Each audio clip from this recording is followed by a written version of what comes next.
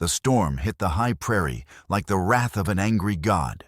Sheets of rain driving sideways, lightning splitting the bruised sky, thunder rolling across the breaks, with enough force to rattle a man's teeth. Chaska urged his paint horse up the steep sandstone slope, water streaming from the brim of his hat, his left shoulder throbbing where the army bullet had lodged 3 years back during the fight at Killdeer Mountain. 30 winters had taught him to read weather, like other men read newspapers, and this tempest promised no mercy for anything caught in the open. The cave mouth appeared through the deluge, a dark gash in the rock face, above what the white settlers called Raven's Nest Canyon. He'd spotted it hours ago while scouting water sources for his people camped near White Buffalo Spring. Now, as September wind howled and the temperature dropped toward freezing, that cave represented the difference between surviving the night and dying of exposure on these pitiless breaks. He dismounted near a shallow overhang, ground tying his horse, where the animal could shelter from the worst of the wind. His buckskin shirt, real deer hide with long fringe that shed water tolerably well, was soaked through, clinging to his ribs. He pulled his rifle from its scabbard, checked that the rounds was still dry in its oilcloth wrapping, and ducked through the low entrance into blessed darkness and silence. The absence of wind felt like a physical embrace. Chaska straightened, water dripping from his clothes, and froze mid-movement. Yellow eyes gleamed in the shadows, reflecting the lightning that flickered through the entrance. Not one pair. 2, 3, 4. 6 eyes total, all fixed on him with predatory focus. Gray wolves. 3 of them, each easily 80 pounds of muscle and fang. The largest, an old male with torn ears and a scarred muzzle, stood at the front, hackles raised along his spine body, lowered in a stance that said threat as clearly as spoken words. Behind him, 2 younger wolves, possibly his offspring, mirrored his posture. No growling, which was somehow worse. Silent wolves were wolves preparing to attack. But wolves didn't typically shelter in caves, unless something had driven them there. And they didn't usually stand their ground against humans unless they were protecting something. Chaska's eyes adjusted further to the gloom. There, between the wolves, and barely visible in the deeper shadows, movement. Human movement. A woman rose from a crouch, unfolding to maybe 5'6", barefoot, and streaked with mud that couldn't entirely hide the pallor of long-term malnutrition. She wore clothing that defied description: animal hides, crudely stitched with what looked like sinew canvas strips that might once have been part of a wagon cover, rags of calico, so faded and torn they'd lost all color. Her hair hung in dark, matted tangles past her shoulders, embedded with bits of leaves and dirt. Her face showed sharp cheekbones, a pointed chin, and eyes that caught the stormlight with an almost luminous quality. She didn't cower or flee. Instead, she stepped forward, deliberately positioning herself between Chaska and the wolves, protecting them. Her arms spread slightly, and she made a sound low in her throat, not quite human, not quite animal. A warning. Chaska's hand had moved instinctively toward the knife at his belt when he'd first spotted the wolves. Now he forced himself to stillness to project calm rather than threat. He'd hunted wolves, tracked them, understood their language of posture and scent. This required that same careful attention. "Easy now," he said, voice pitched low and steady. He spread his hands, slowly, palms facing her, showing he held no weapon. His knife remained sheathed. "I am not hunting, only seeking shelter from the storm. I mean no harm." The woman's head tilted bird-like, processing his words. Her lips moved slightly, as if testing sounds she half-remembered. When she spoke, her voice emerged rough and cracked like someone who rarely used it. "Storm. Yes." 2 words painful to shape, forced through vocal cords that had spent more time howling than talking. Behind her, the old wolf's nose twitched, scenting. Chaska remained motionless, letting the animal gather information. Male human Lakota, not immediately threatening, injured old, wound tired, wet. The wolf's hackles lowered fractionally. Not trust, but a slight reduction in threat assessment. A shaft of evening light broke through the storm clouds, slanting through the cave entrance in a beam of copper and gold. Dust motes danced in it, and for a moment the scene held like a painting Lakota warrior in fringed buckskin dripping with rain. Wild woman in savage rags, fierce as any creature. 3 gray wolves forming a living barrier between them. Their breaths mingled with dust and moisture, visible in the slanting light. The moment stretched. 30 seconds. A minute. Time measured in heartbeats, and the distant rumble of thunder receding eastward. Finally, the old wolf made a decision. His ears swiveled forward slightly, still alert, but no longer flattened in aggression. He turned his head to look at the woman, some communication passing between them that Chaska couldn't parse. She made another sound softer, and the wolf's tension eased further. The woman backed away slowly, never taking her eyes off Chaska, returning to her corner of the cave, where a pile of dried grass and animal hides served as a bed. The wolves moved with her like shadows, positioning themselves between the 2 humans, but no longer actively threatening. Chaska exhaled slowly and moved toward the opposite wall, near enough to the entrance that he could leave quickly if needed, far enough to avoid crowding her space. He set his rifle carefully against the stone movements, deliberate and visible, then shrugged out of his soaked buckskin shirt and laid it flat on a rock to dry. Outside, the storm continued its assault on the prairie rain, drumming on stone wind screaming through gaps in the rock. Inside, an uneasy truce held. The woman watched him with unblinking intensity as he built a small fire from dried wood stacked near the entrance. Her wood, he realized, gathered and stored. He kept the fire tiny, just enough for warmth, not wanting to fill the cave with smoke or suggest aggression through size. As flames caught and flickered, casting dancing shadows on the rough walls, Chaska studied his unexpected companion more carefully. She couldn't be more than 20 years old, though hardship and exposure made age difficult to judge. Scars marked her visible skin, thin white lines on her forearms from thornbush or sharp rock, a puckered circle on her left shoulder that looked like an old burn rope, marks around one ankle that had healed long ago. Her hands were calloused and strong nails broken and dirt-caked. She had the lean, ropey muscle of someone who moved constantly, whose life was an endless sequence of hunting and gathering and evading danger. But her eyes held intelligence. Wariness, yes, and fear barely contained, but also calculation. She was assessing him just as he assessed her, measuring threat, gauging intent, planning escape routes. "I am called Chaska," he said quietly, patting his chest. "Lakota, from White Buffalo Camp 5 miles north." She watched his gesture, processing. Her hand rose tentatively to her own chest, fingers splayed over her sternum. Her mouth worked, shaping sounds, testing them. Josephine. The name emerged in pieces, rusty with disuse. A name. That meant memory, identity retained, despite whatever had driven her to this wild existence. Chaska nodded slowly, acknowledging. "Josephine." He repeated, giving it the respect of recognition. "That is a good name." She didn't respond to the compliment, but something in her posture eased slightly. The wolves, reading her relaxation, settled onto the packed earth floor. The old male kept his eyes on Chaska, but rested his scarred head on his paws. The other 2 curled together, heat-sharing. Chaska pulled jerked elk meat from his saddlebag, dried strips, seasoned with sage and salt, his trail food for scouting trips. He held up a piece where she could see it clearly, then placed it on a flat rock exactly halfway between them. Then he returned to his side and selected another piece for himself, chewing, slowly, making no sudden moves. Minutes passed. The fire crackled.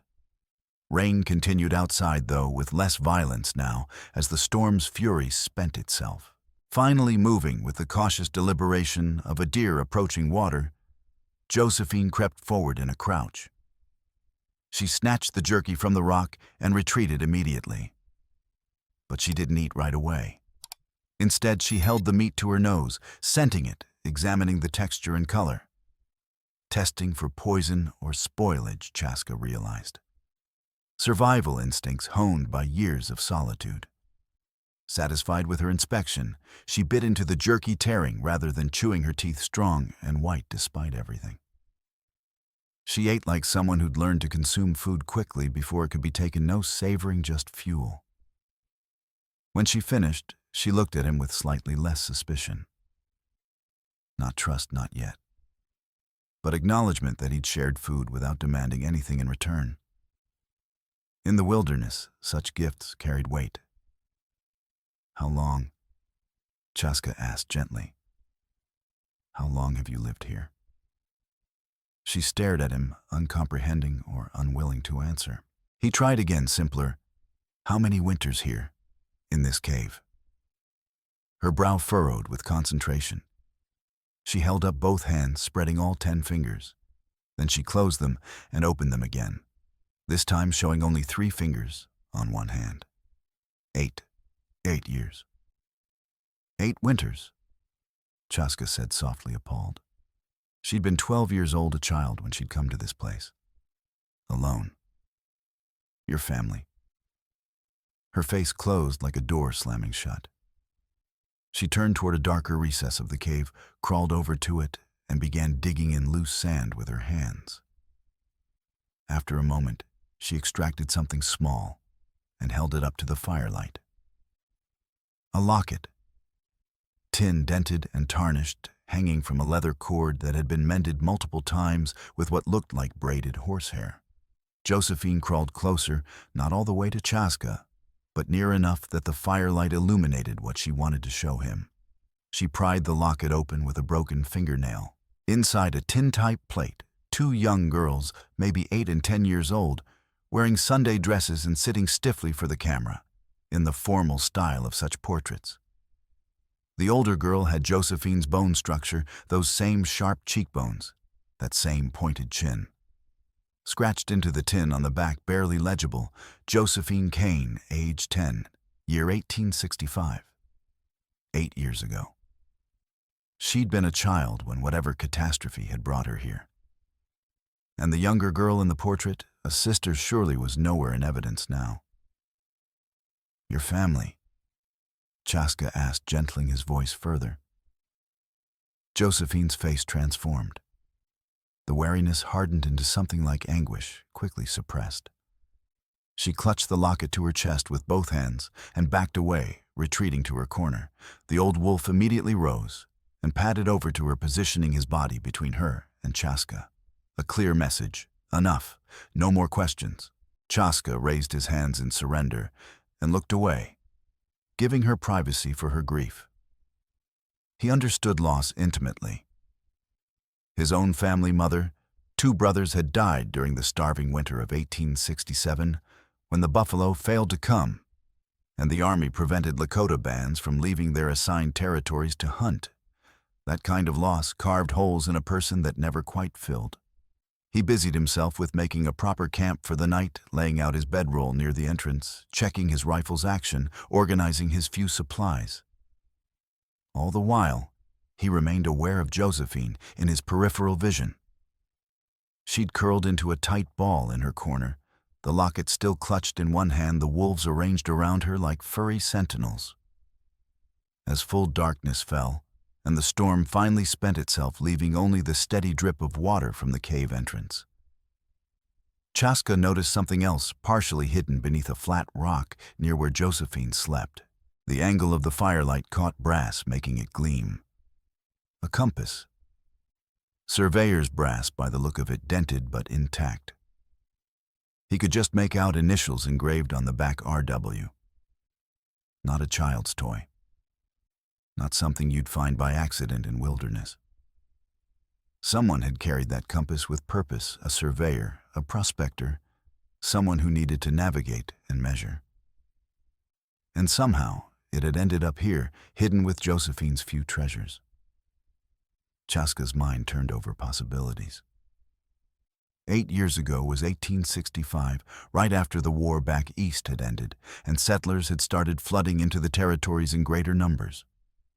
Surveying crews had come through mapping water rights and mineral claims, often clashing with Lakota, who'd never ceded these lands in any treaty.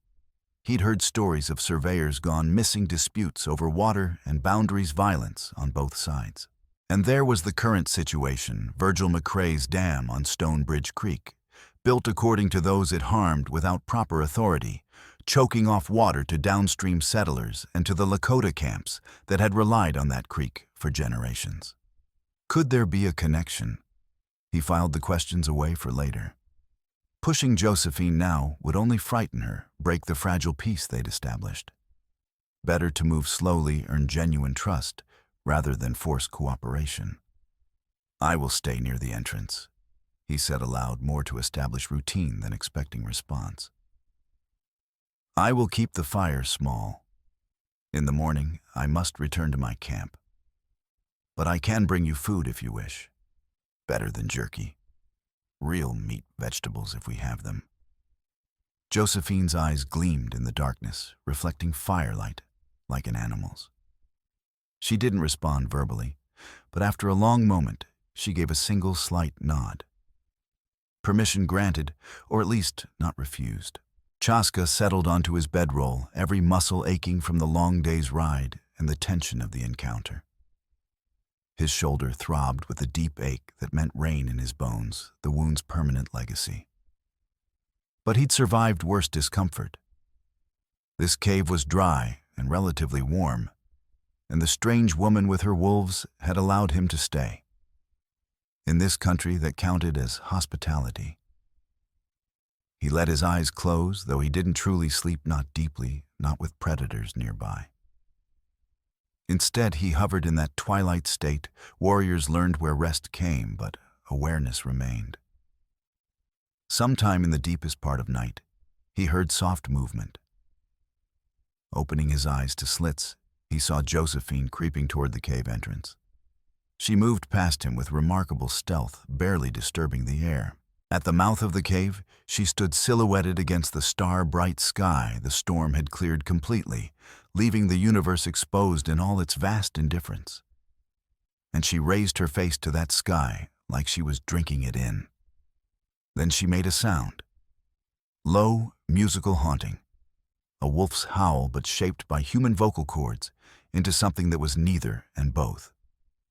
It rose and fell, echoed off the canyon walls, spread across the sleeping prairie. And from somewhere in the darkness, other wolves answered. Wild ones, not her three companions. A whole pack, their voices braiding together in the ancient song of their kind. Josephine stood there for perhaps 5 minutes, calling and listening, participating in a conversation Chaska could hear, but not understand. Then, as suddenly as she'd begun, she fell silent. She turned, saw that he was watching, and froze. They regarded each other across the small fire. Chaska didn't speak, didn't move, just acknowledged her with his eyes. "I see you. I do not judge. Your strangeness is your own." Something shifted in her expression. Not quite trust, but perhaps the beginning of it. She returned to her corner, the wolves shifting to accommodate her, and curled back into sleep. Chaska let himself drift deeper into rest, then some instinct telling him the immediate danger had passed.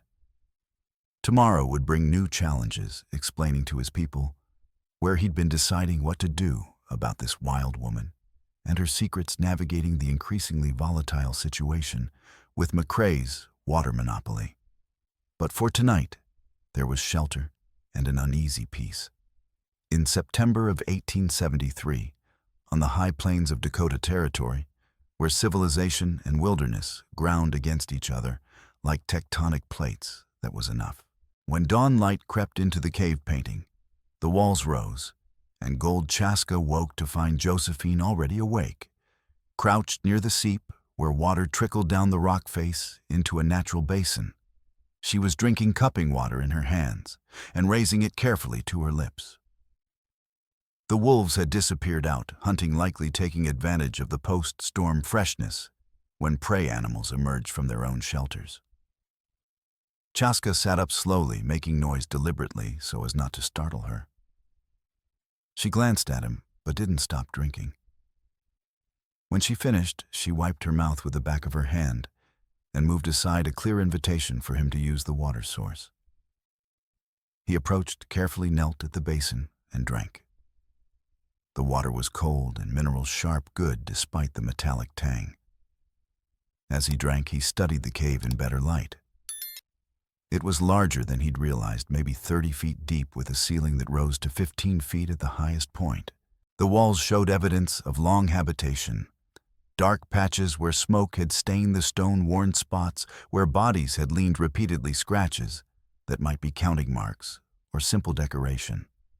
Near Josephine's sleeping area, he noticed the collection of objects more clearly now. Tin cans, beans, peaches, condensed milk, all empty and arranged by size. Pieces of rope carefully coiled. The broken wagon wheel spoke he'd spotted yesterday, its purpose unclear. A rusted saw blade. 3 horseshoes. A collection of smooth river stones sorted by color. The detritus of civilization gathered and curated like precious artifacts. And there, partially hidden as he'd suspected, the brass compass. He finished drinking and sat back on his heels, weighing his words. Finally, Josephine, that compass, the one with initials RW. Do you know who it belonged to? She tensed immediately, shoulders rising toward her ears. Defensive. I will not take it, he assured her quickly. I ask only because those initials might be important. There was a surveyor years ago who went missing near Stone Bridge. Robert Whitlow was his name. Some said he drowned, got drunk, and fell in the creek. But others said... He trailed off, watching her face. Josephine's eyes had gone very wide. Her breathing quickened.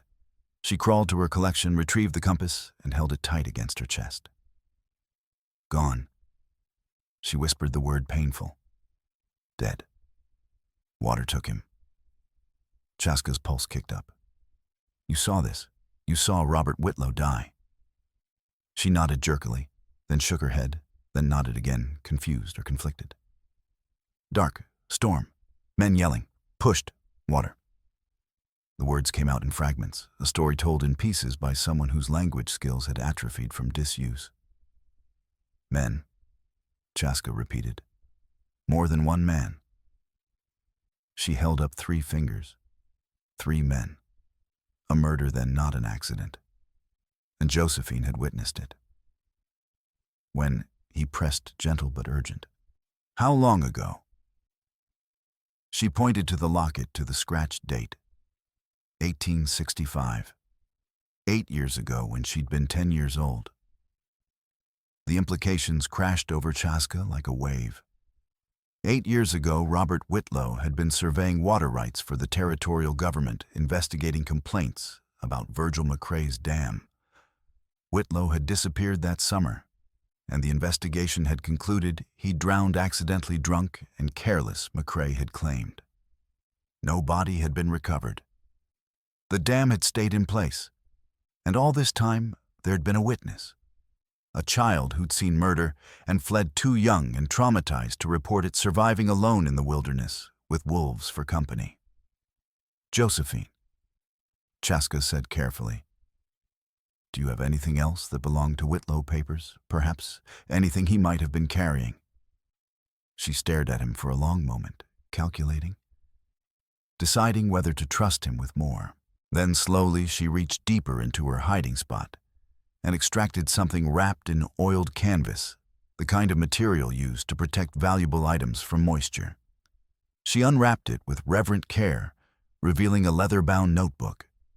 Small, maybe 5 inches by 7, the kind surveyors carried for field notes. Water-stained and stiff with age, but intact.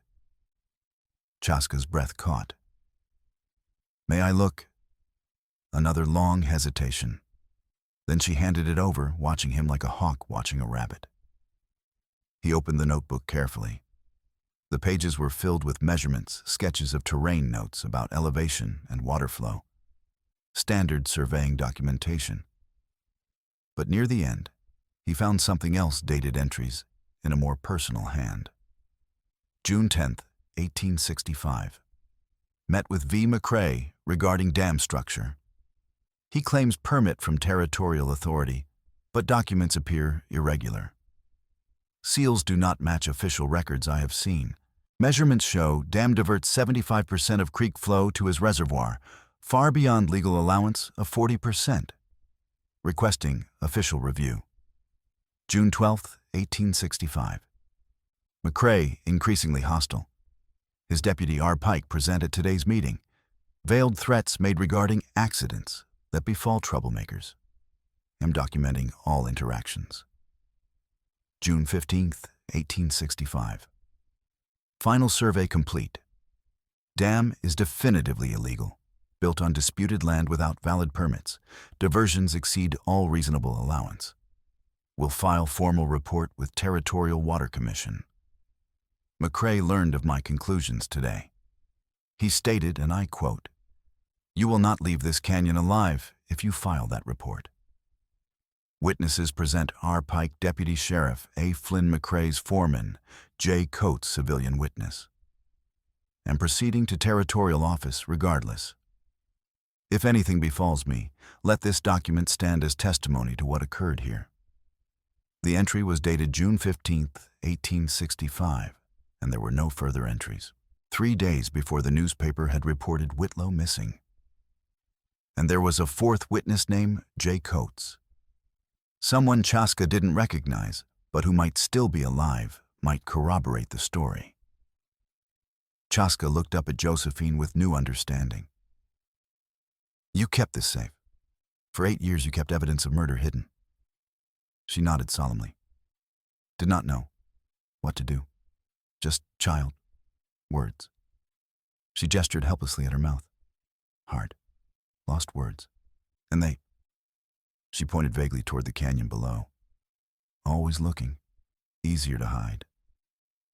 Easier to survive as a wild thing than risk approaching civilization where McCrae's men might find her. Where a child's testimony, especially a child who'd lost language and lived like an animal, would be dismissed or worse. "Josephine," Chaska said slowly. "This notebook, it could change everything. McCrae's dam is choking my people's water and the settlers downstream from it. If we can prove it was built illegally, built on murder, they kill me," she interrupted flatly. "Like Robert, they kill me. Not if we are careful. Not if we have help." He thought rapidly. "Dr. Winifred Hale, do you know her? She treats both settlers and Lakota. She is practical strong. She would help." Josephine shook her head, fear bright in her eyes. "No, hide safer." "Hiding is not living," Chaska said more sharply than he intended. He softened his tone. "I am sorry. But Josephine, you have survived 8 years alone. That is, I cannot imagine such strength. But you could do more than survive. You could have justice. For Robert, for yourself, for your sister." At the mention of her sister, Josephine flinched as if struck. Lily gone. Storm took her. Maybe, or maybe she survived too somewhere. He handed the notebook back carefully. "Think about it. I must return to my camp today. They will worry if I stay gone longer. But I will come back. Tomorrow or the next day. And if you decide you want to stop hiding, I will help you. I promise this." She took the notebook, clutching it, and the compass to her chest. "Why?" she asked. "Why help me?" Chaska considered the question. He could say it was duty, his role as peacemaker, the one who carried messages between hostile parties. He could say it was practical. Breaking McCrae's water monopoly would help his people. Both were true, but the deeper truth was simpler. Because you have been alone too long, and because what was done to you, to Robert Whitlow, to this land, was wrong. I cannot stand by and let wrong go unanswered. Josephine studied his face for a long moment. Then slowly she extended her hand, not for a handshake, which she probably didn't remember, but palm up in a gesture of offering or acceptance. Chaska placed his hand over hers, palm to palm. Her skin was rough with calluses cold from the cave's night chill, but her grip was firm. "I will come back," he repeated. She nodded. "I will think." It was the most she could promise, and Chaska accepted it. He gathered his gear, pulled on his dried buckskin shirt, still damp but tolerable, and checked his rifle. The wolves had returned at some point, materializing from the morning shadows. They watched him leave with wary eyes, but no aggression. At the cave entrance, Chaska paused and looked back. Josephine stood in the center of her small domain, and the notebook still clutched to her chest, surrounded by her wolf companions. She looked impossibly young and impossibly ancient all at once, a survivor who'd paid a terrible price for survival. "Be careful," he told her. "McCrae's men patrol these breaks. If you see riders, hide deep." "Always hide," she said simply. 8 years hiding. Chaska nodded and descended toward where his horse waited, already planning his next moves. He needed to talk to Dr. Hale, feel out whether she could be trusted with this explosive secret. He needed to consider timing, when to reveal Josephine's existence, how to protect her while building a case against McCrae. He needed to be careful because men who'd murdered once wouldn't hesitate to murder again. But as he rode away from Raven's Nest Canyon, he felt something he hadn't felt in years: hope. Real hope, not just stubborn endurance. Josephine Kane was alive. She had evidence. And if he could convince her to trust civilization one more time, they might actually bring down the tyrant who'd held this territory in a stranglehold for 8 years. 3 days later, Chaska returned to the cave just after dawn, his saddlebags heavy with supplies. He'd spent the intervening time carefully gathering information in Raven's Nest Town and the surrounding settlements, talking to people McCrae had wronged, building a mental map of allies and enemies. The picture that emerged was grim. Virgil McCrae controlled more than just water. He controlled the sheriff, Reginald Dust Devil Pike, whose appointment came through McCrae's cousin in the territorial government. He controlled the town council through bribes and intimidation. He controlled vast stretches of range through land grants of questionable legality, and his cattle operation employed 30 men whose loyalty was purchased with steady wages in an area where work was scarce. But there were cracks in his empire. Dr. Winifred Hale, who'd come west after her husband died of consumption, answered to no one and treated anyone who needed healing regardless of ability to pay or political affiliation. Benjamin Vargas, a small farmer with 2 teenage sons, had been resisting McCrae's pressure to sell out even as his crops died and his cattle starved from lack of water. Queenie Malloy, who ran the boarding house, heard everything and forgot nothing, and her sympathies lay with the powerless rather than the powerful. These weren't revolutionaries. They were practical people trying to survive. But they represented possibility, the chance that, if evidence emerged proving McCrae's corruption, someone would act on it. Chaska had also stopped by Dr. Hale's office late one evening when no one would see him entering. He'd explained in vague terms, without revealing Josephine's location or identity, that he might have found a witness to Robert Whitlow's disappearance. Someone who could provide evidence about the dam's illegal construction. Hale had set down her surgical instruments and fixed him with her sharp gray eyes.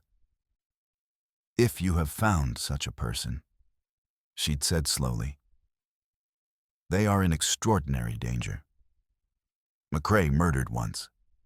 He will murder again to protect himself." "I know." "Then why risk it? Why not let sleeping dogs lie?" "Because," Chaska had said, choosing his words carefully, "this person has been hiding for 8 years, living like an animal because they were too afraid to seek help. That is no life. and because my people and yours are dying for lack of water that was stolen through murder. Sometimes the risk must be taken. Hale had regarded him for a long moment, then nodded. If you need sanctuary, bring them to me. My office has a cellar where the tunnel smugglers used it during the war. It connects to Queenie's boarding house. We can hide someone there, at least temporarily. Thank you. Do not thank me yet. This will get ugly before it gets better. You understand that? Yes. Now climbing toward the cave with that conversation fresh in his mind, Chaska wondered if he was doing the right thing. Maybe Josephine was safer hidden. Maybe drawing her into civilization's battles would only get her killed. But then he remembered her eyes, that mixture of fierce intelligence and desperate loneliness. 8 years alone. No one should have to endure that. He reached the cave entrance and paused, calling softly, Josephine, it is Chaska. I have returned as promised. Silence. Then movement in the shadows, and one of the younger wolves emerged, sniffing at him. Not aggressive, curious. The animal circled him once, memorizing his scent, then trotted back into the cave. Chaska took that as permission and entered. Josephine sat cross-legged near her collection of found objects, and he realized with a start that she'd been arranging them deliberately, sorting tin cans by size, organizing stones by color, creating order from chaos. When she heard his footsteps, she looked up and something in her face eased. Relief, pleasure. You came back, she said. 3 words that came easier than before, as if she'd been practicing. I said I would. He set his saddlebags down and began unpacking. I brought food, real food, not just jerky. Cornmeal, salt pork, a precious half-dozen eggs wrapped in cloth, dried beans, coffee, sugar. Luxuries by frontier standards. Josephine's eyes widened. She reached out tentatively to touch the cloth-wrapped eggs, her fingers gentle, as if they might break from mere contact. For me? For you. She looked at him with something approaching wonder. Why? Because you deserve better than dried meat and whatever the wolves bring you. He began building a fire using her woodpile, but adding some of the harder-burning oak he'd brought. And because I hope you have been thinking about what I said. About stopping the hiding. Her face closed down immediately, and he cursed himself for pushing too fast. But then she surprised him. I thought, she admitted quietly, thought much, all days. She stood and retrieved Whitlow's notebook, unwrapped it, and held it out to him. This important truth, important. Very important. It could break McCrae's hold on the water, help my people help the settlers downstream, give justice for Robert Whitlow. Justice. She tasted the word like something foreign. What is justice for dead man? He's still dead. Yes, Chaska agreed. But his death would mean something. Would not be forgotten, covered up, dismissed. And the wrong done in his name, the dam, the stolen water, the family suffering that could be made right. Josephine sat down again, hugging her knees. The wolves arranged themselves around her protectively, but they seemed less wary of Chaska now. The old male even yawned, showing massive fangs, then settled his head on his paws. If I come, Josephine said slowly. If I stop hiding, they find me. They kill me. Not if we are clever, not if we move fast and have help. He paused. I spoke with Dr. Hale. She is willing to hide you, protect you. And there is a circuit judge who will arrive in Shiloh Station in 12 days. If we can reach him, show him the evidence, he has authority to issue warrants, stop McCrae's water claim. 12 days. She looked at the cave around her, her home for 8 years, however harsh and lonely. If I leave, I cannot come back. They will burn this place looking, destroy everything. Then we bring everything that matters. The notebook, the compass, the locket. Your treasures. He nodded toward her collection. We can carry what is important. She was silent for a long time, stroking the old wolf's scarred head mechanically. Chaska didn't push. This decision had to be hers freely made, or she would resent him for it later. Finally, the wolves. What happens to them? Chaska considered. Wolves are survivors. They know these breaks better than any human. They will find their territory again, hunt as they always have. But he hesitated. If they choose to follow you, I will not stop them. Many Lakota travel with dogs. Wolves are not so different. They are family, Josephine said fiercely. Only family I have. Then they are welcome. She looked at him, searching his face for the lie or the trap. Found neither apparently because she took a deep breath and nodded once, sharp and decisive. I will go. We'll stop hiding. We'll... She struggled for the word. We'll fight, yes, we'll fight. Pride swelled in Chaska's chest, pride for this fierce young woman who'd survived the unsurvivable, who was choosing courage over safety. You will not fight alone, he promised. We fight together. Together? She echoed, testing the unfamiliar concept. Not alone. Not alone, he confirmed. They spent the rest of that day preparing. Chaska cooked cornmeal mush with salt pork, and Josephine ate with a hunger that went beyond physical, the hunger for food prepared by someone else, shared in companionship, rather than scavenged alone. He showed her how to use the coffee pot, and when she tasted coffee for the first time in 8 years, her face transformed with unexpected pleasure. Sweet, she said, surprised. Sugar, he explained, makes it better. Everything better. She agreed, cupping the tin mug in both hands like it was precious. As they ate, Chaska taught her hand signals, the silent communication used by scouts and hunters. Fist raised, stop. Flat hand, palm down, get down. Pointing, move that direction. 2 fingers to eyes, watch. She learned with focused intensity, practicing until her movements became fluid. Why these signs? She asked. My people use them when silence is necessary, hunting, hiding, avoiding enemies. If we are pursued, we must communicate without sound. Understanding dawned in her eyes. McCrae's men, they come after. Yes, they will come after. We must be smarter, faster, quieter. He demonstrated again, and she mirrored him perfectly. You learn quickly. Had to learn quick, she said simply. Quick or die. That night they made plans.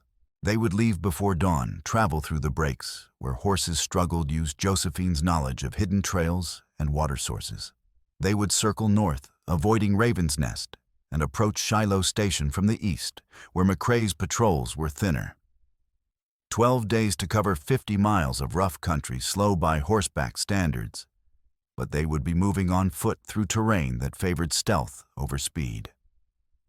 As darkness fell and the fire burned down to embers, Josephine retrieved her treasures and began sorting what to bring. The locket went around her neck, tucked under her ragged shirt. The compass she wrapped carefully and placed in a hide pouch. The notebook went into the oilcloth, which she tied securely. A few other items made the cut a good knife. She'd somehow acquired flint and steel, a coil of rope. The rest her collection of cans and stones, and found objects she left arranged as she'd spent the afternoon organizing them. Leaving them? Chaska asked. Someone fine, maybe. Some other person hiding, running. They know. She gestured at the neat arrangement. They know someone lived. Not just animal den. Human place. Maybe that matters. It was almost philosophical, that idea, leaving evidence of her humanity for some future refugee. Chaska nodded approval. They slept in shifts that night, taking turns keeping watch. When Chaska woke for his shift around midnight, he found Josephine sitting at the cave entrance, silhouetted against the star-bright sky. The wolves had gone out hunting one last time before tomorrow's journey, perhaps. He moved to sit beside her, and she didn't startle. She'd known he was awake, had heard him stirring. "Cannot sleep," she admitted. "Thinking about outside, about people, about—" She struggled for words. "About being looked at, judged." "People will stare," Chaska said honestly. "They will whisper. Some will call you crazy or dangerous, but others will see your strength, your survival, and their opinions matter less than you think." "You are different," Josephine observed. "Lakota, they look at you strange too." "Yes, always. I am peacemaker, but also outsider. Too Indian for White Town, too friendly with whites for some Lakota." He shrugged. "You learn to carry yourself with dignity regardless of their stares." She absorbed this. Dignity. What is that? Knowing your worth even when others do not see it. Walking straight even when they wish you to crawl. Dignity, she repeated, committing the concept to memory. "I will try." They sat in comfortable silence after that, watching stars wheel across the endless sky. Somewhere in the darkness, a wolf howled, not her three companions, but a wild pack claiming territory. Josephine's head tilted, listening, and Chaska saw longing cross her face. "Part of you wants to stay," he guessed. "Stay wild, stay safe." "Yes," she admitted. "But bigger part—" She placed a hand over her heart. "Bigger part tired. Tired of alone. Tired of afraid. Tired of hiding truth." She looked at him, eyes reflecting starlight. "You made me remember. I used to be girl, not animal. Had name, had family. Maybe can be that again." "You already are," Chaska said quietly. "You were never an animal, Josephine. Just a woman surviving impossible things. There is no shame in that." Her eyes glistened tears, maybe, though she blinked them back fiercely. "Thank you," she whispered, "for seeing me. Not just wild thing. Me." The moment stretched between them, charged with something Chaska couldn't quite name. Not romance too soon for that too much trauma and survival instinct between them. But connection, definitely. Recognition. The beginning of something that might, with time and care, become trust. Or more. Then the wolves returned, breaking the moment. They padded up to Josephine and flopped down around her, panting from their hunt. The old male had blood on his muzzle, a successful kill then. He licked Josephine's hand, once affectionate, then closed his eyes. "They are ready too," Josephine said. "They trust you now. Follow where I lead." "Then we go together," Chaska confirmed. "All of us. At first light." "At first light," she agreed. And as the stars wheeled toward dawn, as the September night grew cold, and the breaks whispered with wind and wild things, Josephine Kane prepared to leave her cave for the first time in 8 years. They traveled for 10 days through the breaks, that maze of ravine slot canyons and sandstone spires that made the high prairie nearly impassable to anyone who didn't know the routes. Josephine proved an exceptional guide, leading Chaska through passages he would have missed, pointing out handholds on cliff faces that seemed sheer, finding water sources in places that looked bone dry. But on the 8th day, as they approached Stone Bridge Canyon, disaster struck in the form of a patrol. 3 of McCrae's riders checking the breaks for strays or rustlers. The wolves spotted them first, hackles rising, and Josephine's hand flashed the signal for danger. They hid in a narrow crevice, pressed so close together that Chaska could feel Josephine's heart hammering against his ribs. The riders passed within 20 feet, talking casually about checking some caves where that wild woman was rumored to live. "Boss wants her bad," one rider said.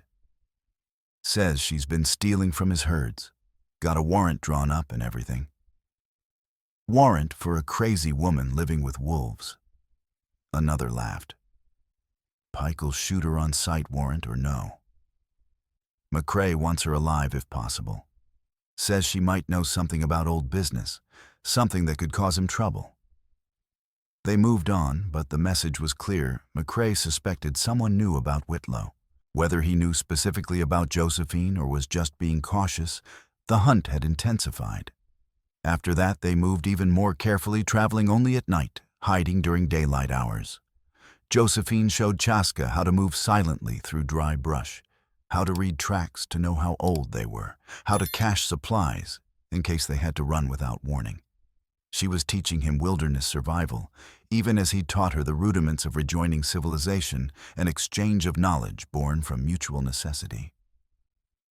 On the 10th night, they came within sight of Stone Bridge. Josephine stopped on a ridge overlooking the dam, and Chaska saw her hands tremble as she stared at the structure that had cost Robert Whitlow his life. "You want to show me something?" he guessed. "The place you hid. The place you saw the murder." She nodded, unable to speak. He waited, giving her time to gather courage. Finally, she gestured for him to follow, and led him down a treacherous slope to a cave entrance hidden behind a deadfall cedar. Inside the cave chamber was larger than her dwelling place, filled with bones from past flash floods. But Josephine didn't stop there. She led him through a side passage that climbed steeply, emerging at a crevice that provided a perfect vantage point overlooking the dam and approach trails. "Here," she said simply. "Watched from here. Night Robert died." Chaska looked through the crevice, judging sight lines. Someone hiding here would have seen everything happening below, every worker, every visitor, every confrontation. "And you have more evidence?" he prompted gently. "Something besides the notebook." Josephine knelt and began digging in the sandy floor. After a moment, she pulled out another bundle wrapped in oilcloth, larger this time, heavier. She unwrapped it to reveal a leather satchel stamped with R. Whitlow and the territorial seal. Inside, official reports on government stationery, a detailed map showing the illegal placement of McCrae's dam on disputed land, formal letters documenting threats, and most damning, a sealed letter addressed to the Territorial Water Commission, dated June 16, 1865, never sent. Chaska broke the seal carefully and read. The letter was a formal accusation naming Virgil McCrae, Deputy Reginald Pike, and Foreman Arthur Flynn as conspirators in illegal dam construction, with witness testimony from a fourth man identified only as J. Coates. Whitlow requested immediate investigation and stated he feared for his life. "This is everything," Chaska breathed. "This is enough to hang McCrae and everyone who helped him." "I knew important," Josephine said quietly. "That is why I kept it safe. Even when I forgot words, forgot how to be human. I remembered this mattered." A sound outside, hoofbeats approaching fast. The wolves, which had been lying quietly, leapt up with hackles raised. Chaska moved to the crevice and peered out. Riders, 5 of them this time, carrying torches despite the moonlight being adequate. They were searching systematically, checking every shadow and gap in the canyon walls. "They found my old cave," Josephine whispered, terror bright in her eyes. "Tracked us here." One of the riders shouted, "Cave here, could be another hideout." Rifle fire cracked across the canyon, bullets chipping stone near the entrance. The wolves bolted through a crack Chaska hadn't noticed, and more gunfire erupted as the men spotted movement. "We cannot stay here," Chaska said urgently. "Is there another way out?" Josephine pointed to the back of the chamber. "Tunnel. Goes deep into the ridge." "But Chaska," her voice shook. "It is a maze. Floods carved many passages. Easy to get lost. I only went through once years ago and barely found my way. Better lost than dead." He grabbed the satchel, secured it to his belt, and pulled Josephine toward the tunnel entrance. Behind them, voices echoed as the riders entered the main chamber. Someone's been here recently. Check everywhere. McCrae wants them alive, but if they resist, shoot to wound. They crawled into the tunnel as torchlight began penetrating the bone chamber. The passage was low, forcing them to belly crawl in places, and absolutely dark. Water trickled along the bottom, cold enough to numb their hands. Josephine led by touch, one hand on the wall, choosing routes by criteria Chaska couldn't fathom. Behind them, muffled shouts grew louder. "Tunnel back here! Get a torch! They can't have gone far!" The chase became a nightmare of tight squeezes and wrong turns. Once they heard the riders behind them close enough, the torch glow reflected off wet stone. Chaska and Josephine pressed into a side crevice barely wide enough for their bodies, holding their breath as boots splashed past mere feet away. Then, disaster. An old timber support beam gave way with a crack like thunder. Rock and dirt cascaded down, filling the tunnel behind them, cutting off pursuit, but also escape. They lay in absolute darkness, choking on dust. When silence finally returned, Chaska realized they were trapped with only one direction forward, deeper into the earth. "Can you find the way out?" he asked quietly. A long pause, then small and uncertain, Yes. Yes. Must trust. Follow." They crawled for what felt like hours. The tunnel narrowed further, forcing them to exhale completely just to squeeze through. Chaska's shoulders screamed from the awkward angle, and claustrophobia threatened to swallow him buried alive, trapped in stone, no light, no air. "Chaska." Josephine's voice barely audible ahead of him. "Breathe with me. In, out, in, out." He matched his breathing to hers, using it as an anchor.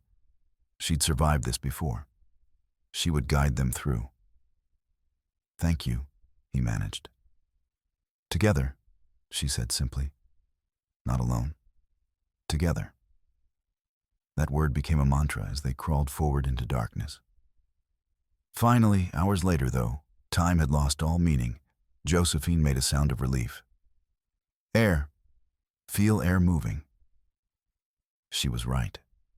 A breeze faint but carrying the scent of sage and open sky. They crawled faster, desperate, following that promise of freedom. The tunnel opened onto a collapsed section where the ceiling had fallen away. Stars shone above, beautiful and infinitely welcome. They hauled themselves out, gasping, covered in rock dust and mud, alive when they should have been dead. The wolves found them within minutes, emerging from shadows. With ears back and tails low, they'd been worried, searching. Josephine dropped to her knees and wrapped her arms around the old male, burying her face in his fur. Chaska checked their supplies. The satchel had survived, still secured. His rifle needed cleaning but seemed functional.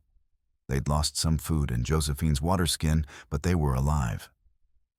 "We cannot stay here," he said, though his body screamed for rest. "They will search all night." "I know place," Josephine said, her voice muffled. 3 hours walk, old homestead abandoned. Can rest there." 3 hours. But she was right, and they needed distance and shelter. They walked through what remained of the night, the wolves ranging ahead, and reached the abandoned homestead, a soddy with half-collapsed walls, just as dawn threatened the eastern horizon. They crawled inside and collapsed. Within seconds, Josephine was asleep. Chaska remained awake long enough to reload his rifle. Then he too surrendered to exhaustion. They survived. Against stone and darkness and armed pursuit, they survived. Together, they reached Shiloh Station on September 16, 1873, 12 days after leaving Josephine's cave, covered in dust and dried blood and exhaustion. Dr. Hale met them at the edge of town, forewarned by a Lakota runner. "Inside," she ordered. "Both of you, before you collapse." Queenie Malloy held the back door of her boarding house open. Room 4 backstairs. You are not here far as anyone asks.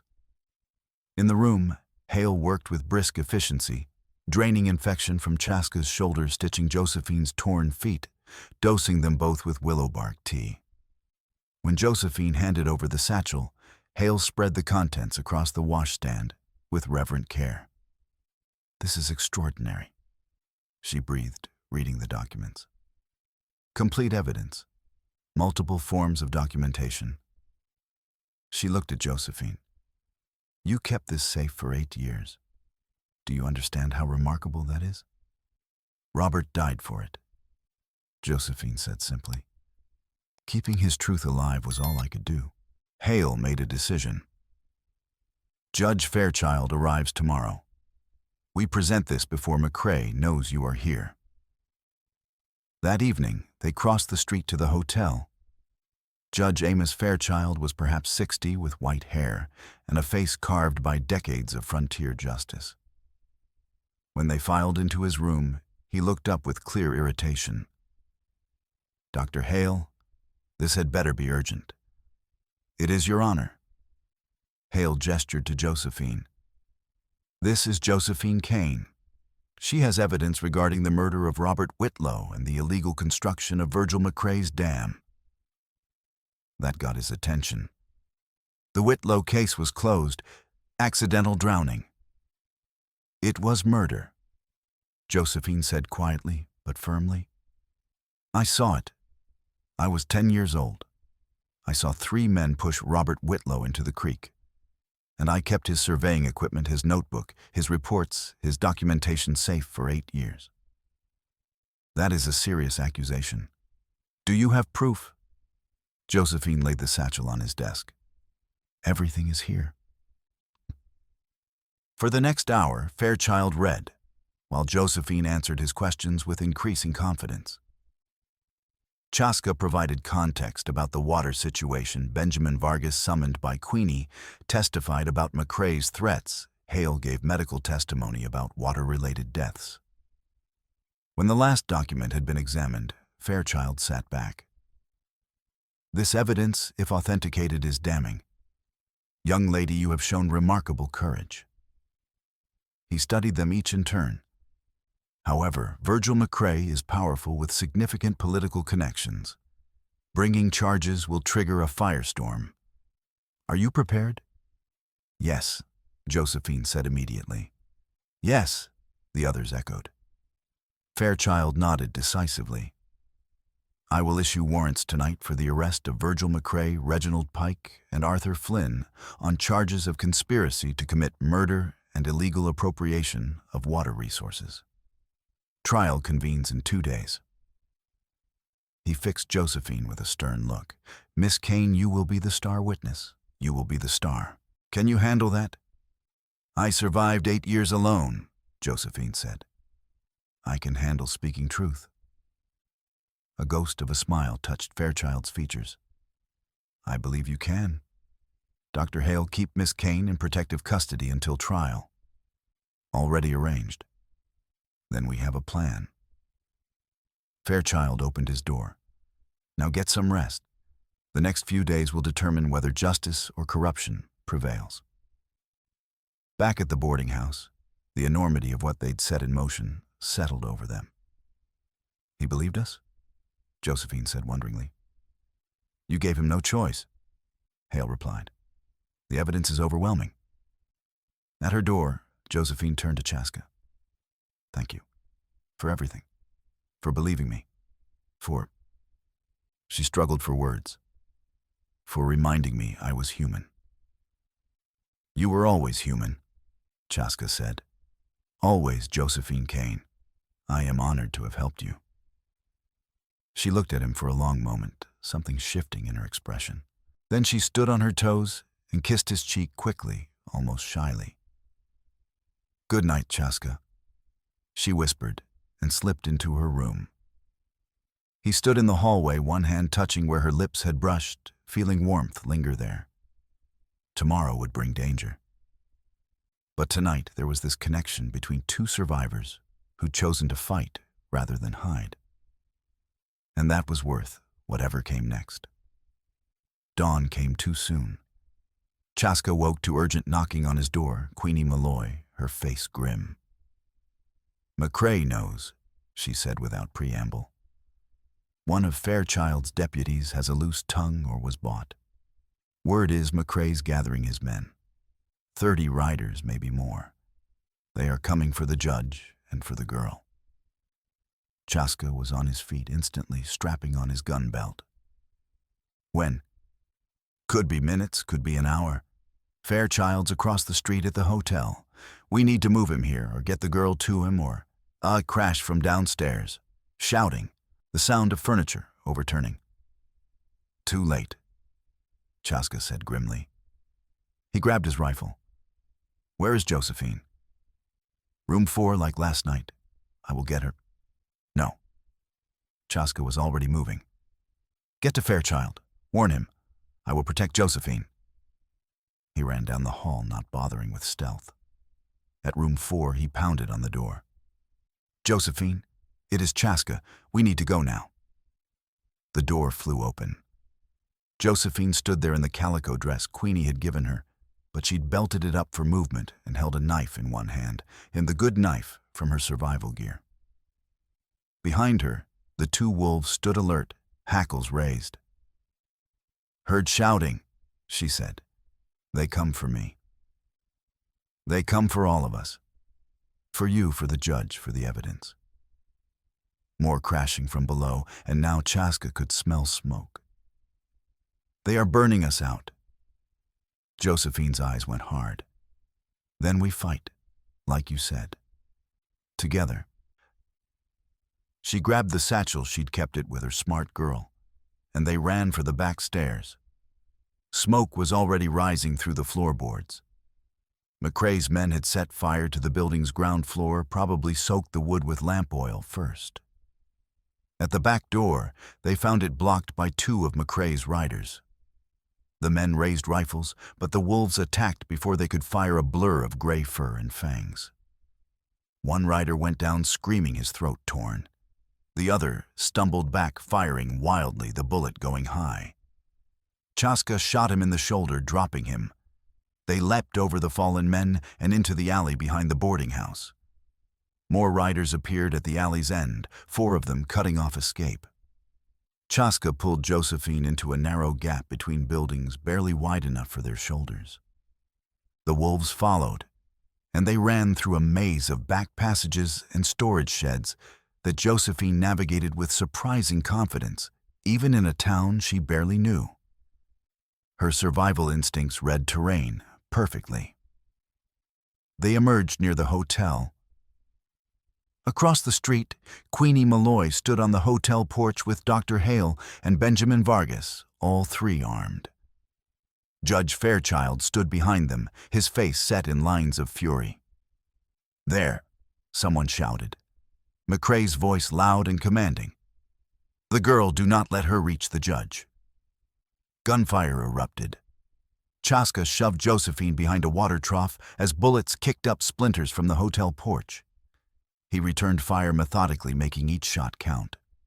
Beside him, Josephine crouched with eyes scanning the street, reading the battle like she'd once read Wilderness. 3 riders north side, she said quietly. 2 more coming from livery stable, 1 on hotel roof sniper.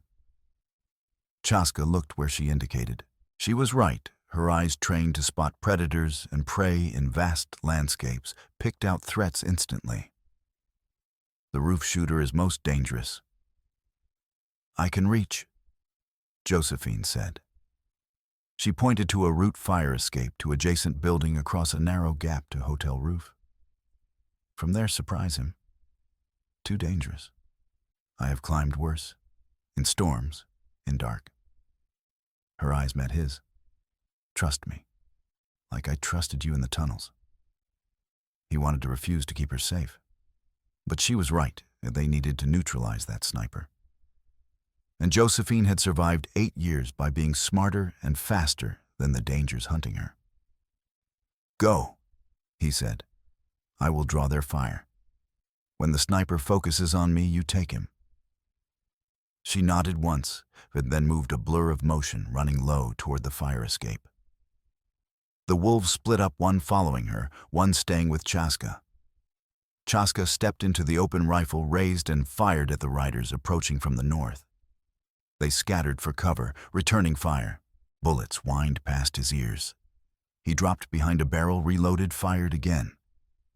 From the hotel porch, Dr. Hale and Vargas added their fire. The battle became chaos, gun smoke and shouting horses, screaming men cursing. McCrae's voice rose above it all, directing his forces like a general. Pin them down, burn that hotel too if you have to, no witnesses. On the hotel roof, the sniper lined up a shot on Judge Fairchild. His finger tightened on the trigger. Josephine emerged from behind him like a ghost, her knife flashing in the morning sun. The sniper gasped, dropping his rifle, clutching at the blade buried in his shoulder. Josephine yanked him backward away from the roof's edge, and he fell heavily. She picked up his rifle, a good repeating Winchester, and began firing down into McCrae's men with surprising accuracy. Not every shot hit, but she forced them to cover, disrupted their coordination. "The girl!" McCrae bellowed, spotting her. "Someone shoot that wildcat off my roof." Multiple rifles turned toward the hotel roof. Chaska ran into the street, drawing their fire back to him. The wolf beside him charged at the nearest riders, scattering horses and buying precious seconds. Then, a new sound, horses approaching at a gallop from the east. A lot of horses. Chaska risked a glance and felt hope surge. Lakota riders, 24 of them, led by White Cloud the Elder from his camp. And with them, more settlers, farmers, who'd lost water to McCrae's damn townspeople who'd suffered under his corruption. The reinforcements hit McCrae's forces like a hammer. Suddenly outnumbered, McCrae's hired guns began to break. Some threw down weapons and raised hands. Others tried to flee and were cut off. In the chaos, Sheriff Pike emerged from behind a building, moving fast toward the hotel. He grabbed the fire escape ladder and began climbing, not toward Josephine on the roof, but toward a second-floor window. Judge Fairchild's window. Chaska realized the plan instantly. If McCrae couldn't destroy the evidence, he'd murder the judge before the case could proceed. Pike was McCrae's last gambit. "Josephine," Chaska shouted. "Pike, he is climbing to the judge." She saw it abandon the roof's edge and ran across the tar paper surface to where Pike was climbing. But she'd be too slow. Pike was already at the second-floor window, smashing glass with his gun butt. Below, Chaska made a decision. He sprinted for the hotel's front door, and the wolf at his heels. Inside, smoke choked the lobby. McCrae's men had started a fire here, too. He took the stairs 3 at a time, lungs burning, and burst onto the second-floor hallway just as Pike kicked open Judge Fairchild's door. The sheriff had his gun raised, aimed at Fairchild, who stood unarmed near the window. Pike's finger tightened on the trigger. Chaska fired. His bullet took Pike in the arm, spinning the man sideways. Pike's shot went wild, shattering a lamp. He stumbled, but kept his feet, turning his gun toward Chaska now. The window exploded inward. Josephine came through in a shower of glass, tackling Pike from behind. They crashed to the floor, struggling. Pike was larger, stronger, but Josephine fought with the desperation of someone who'd battled wolves for scraps. Her knife appeared in her hand. She must have retrieved it from the wounded sniper, and she slashed at Pike's gun hand. He dropped the weapon with a howl, and Chaska was there, kicking the gun away, pressing his rifle barrel against Pike's head. "It is over," Chaska said quietly. "Surrender." Pike stared up at him with eyes full of hate and fear. Then he slumped, defeated. "McCrae's finished," he muttered. "Might as well hang together." "No," Judge Fairchild said from where he stood, remarkably composed for a man who'd nearly died. "You will hang separately, one by one, in proper order, after proper trial. That is what the law demands." Outside, the gunfire had stopped. Through the broken window, Chaska could see McCrae on his knees in the street, surrounded by Lakota warriors and armed settlers. The cattle baron's empire had collapsed in less than 30 minutes. Josephine stood slowly, glass crunching under her feet. She was bleeding from a dozen small cuts, her dress torn, but her eyes were clear and fierce. "We won," she said wonderingly. "We actually won." "You won," Fairchild corrected. "You kept evidence safe for 8 years. You risked everything to bring it to light. This victory is yours, Miss Kane." She looked at Chaska, and something passed between them. Recognition of shared battle, shared survival, shared triumph. Then she moved to him, and without hesitation, he wrapped his arms around her, pulling her close, despite the glass and smoke and chaos.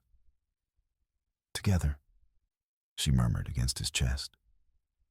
"We won together." "Yes," he agreed, resting his cheek against her hair. "Together." The trial took 3 days. Judge Fairchild convened court in the town hall, the largest building in Shiloh Station, and people came from 50 miles around to witness justice. Josephine testified first. She wore a simple dress borrowed from Queenie, and she stood in the witness box with her head high, speaking clearly about the night she'd seen Robert Whitlow murdered. She described hiding in the cave, watching 3 men push the surveyor into Stonebridge Creek, hearing them laugh as he struggled and drowned. "Who were the men?" the prosecutor asked. Josephine pointed. "That one. Virgil McCrae. That one. Sheriff Pike. And that one. Arthur Flynn." She described finding Whitlow's body the next day, taking his compass and notebook, discovering the satchel later. She explained how she'd kept the evidence safe, because even at 10 years old, she'd known it was important that Robert Whitlow had died for truth, and someone needed to preserve that truth. McCrae's lawyer tried to discredit her. "You were a child. You lived like an animal for 8 years. How can this court trust your memory?" Josephine met his eyes steadily. "I forgot many things. Forgot how to talk properly, forgot table manners, forgot what it felt like to be safe. But I never forgot that night. Never forgot Robert Whitlow's face. Never forgot why I was hiding." She touched the locket at her throat. "Some things are too important to forget." Dr. Hale testified next, presenting the surveyor's documentation, explaining how she'd verified Whitlow's handwriting by comparing it to medical records from when he'd treated an injury in her office. Benjamin Vargas testified about McCrae's threats and the death of his son. Lakota witnesses spoke about the creek running dry, about agreements broken. And then came the surprise: Jay Coates, the 4th witness named in Whitlow's notebook. He'd been found living 2 territories away, trying to escape McCrae's reach. But with McCrae under arrest, he'd agreed to testify. "I was there," Coates said. "McCrae paid me to witness the confrontation, thinking more witnesses made his threats look official. But when they pushed Whitlow into the water, when they held him under with a pole until he stopped moving," his voice broke, "I ran. Kept running for 8 years. Too scared to speak up. But that girl," he pointed to Josephine. "She was braver at 10 than I was at 40. The evidence was overwhelming. The jury deliberated for less than 2 hours. Guilty, all 3 men. Conspiracy to murder, illegal water appropriation, abuse of territorial authority. Judge Fairchild sentenced them to hang. "Let it be known," Fairchild said, "that in this territory, no man is above the law.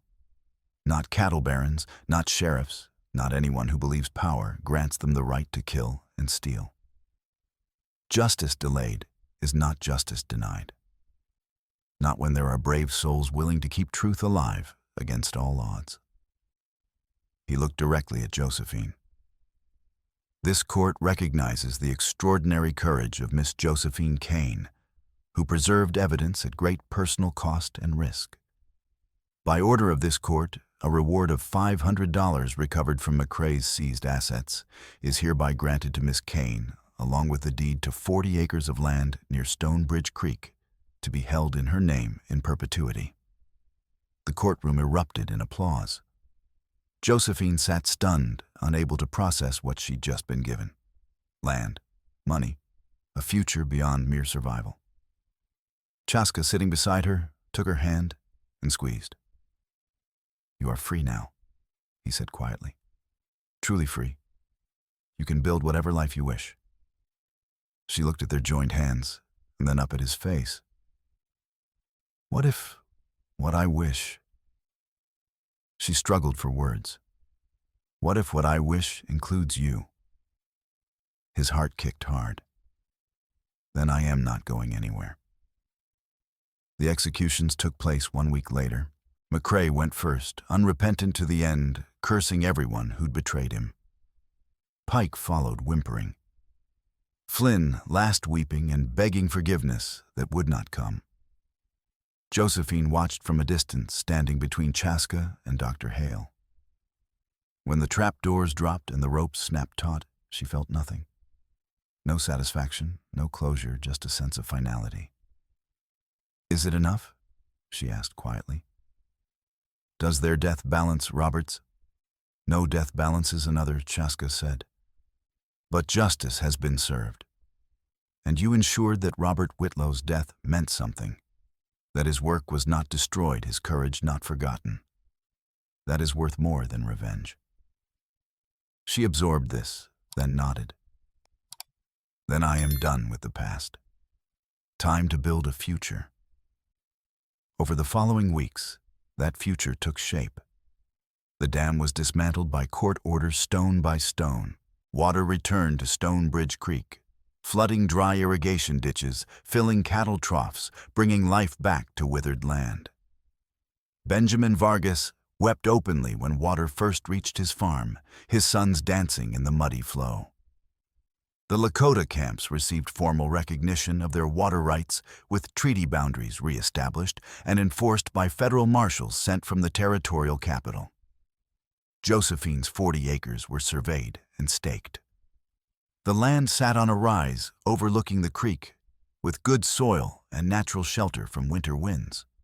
With Chaska's help and labor from grateful settlers, she began building a cabin small but solid, with real walls and a roof that didn't leak. Dr. Hale took Josephine on as an apprentice. "You have good hands," Hale said, "steady under pressure. And you understand suffering in a way that will make you a fine healer." Josephine learned eagerly how to clean wounds, set bones, deliver babies, mix medicines from herbs. She split her time between Hale's office in town and her growing homestead with Chaska, traveling between White Buffalo Camp and her cabin, always returning, always welcome. The wolves stayed with her, though they ranged widely. The old male died peacefully in his sleep one autumn night, and Josephine buried him on the ridge overlooking her land. The 2 younger wolves remained, and in spring they denned nearby and raised pups. Wild but not hostile. A reminder of where she'd been, but not a chain holding her there. One evening in October, as the first snow threatened and the aspens burned gold on the hillsides, Chaska and Josephine sat on the porch of her completed cabin, watching the sun set over Stonebridge Creek. "Do you ever miss it?" Chaska asked. "The cave, the wildness, the simplicity of just surviving." Josephine considered. "Sometimes, when town gets too loud or people too complicated." She smiled. "But then I remember what it cost, the loneliness, the fear, the way I was forgetting who I was." She turned to him. "This is better. Hard in different ways, but better." "And your plans?" Chaska asked. "You have land money skills. You could do anything. Go anywhere." "I plan to stay here," she said simply. "Help Dr. Hale. Raise crops. Maybe—" She hesitated. "Maybe build a bigger cabin. Room for 2 people instead of 1. Chaska's breath caught. "Are you asking?" "I am asking." Josephine interrupted, her voice steady despite the vulnerability in her eyes. If you would consider staying, not just visiting, staying, building a life here, with me. He looked at her, this woman who'd survived impossible things, who'd kept truth alive through 8 years of isolation, who'd faced down murderers and testified before judges and learned to live among people again. She'd gone from wild thing to warrior to healer, and through it all, she'd remained fundamentally herself, fierce, honest, brave. Yes, he said simply. I would consider it. I would. He stopped, started again. Josephine, I would be honored to build a life with you, if you will have me. She smiled then, a real smile that transformed her face, making her look young and joyful and utterly beautiful. Then we will build it. Together. Together. He agreed and pulled her close. They sat like that as darkness fell, wrapped in each other's warmth, planning their future. Not perfect life on the frontier, never was. There would be hard winters and crop failures, illness and lost prejudice from some who couldn't accept a Lakota man and a woman who'd lived wild, choosing each other. But they would face it together. Two survivors who'd found in each other not just allies, but something deeper. Partnership forged in danger and tempered in trust. Understanding born from shared struggle. Love earned through survival. Below Stone Bridge Creek ran free and clear, singing its ancient song to the prairie night. Above stars wheeled in their patterns, indifferent and eternal. And on the porch of a cabin built on land that had once been stolen but was now rightfully claimed, two people who'd fought for justice held each other and watched the world turn. Justice had been served. The guilty had paid. The water ran free. And Josephine Kane, who'd spent 8 years as a ghost in the breaks, had found her way home. Not to the cave, not to the wildness, but to herself, to dignity, to a life built on truth and courage rather than fear and hiding, and to the person who'd helped her remember that she was human, worthy, strong. Together, they would build something new, something good. Something that honored the sacrifice of Robert Whitlow and the strength it had taken to keep his truth alive. Together. Always together.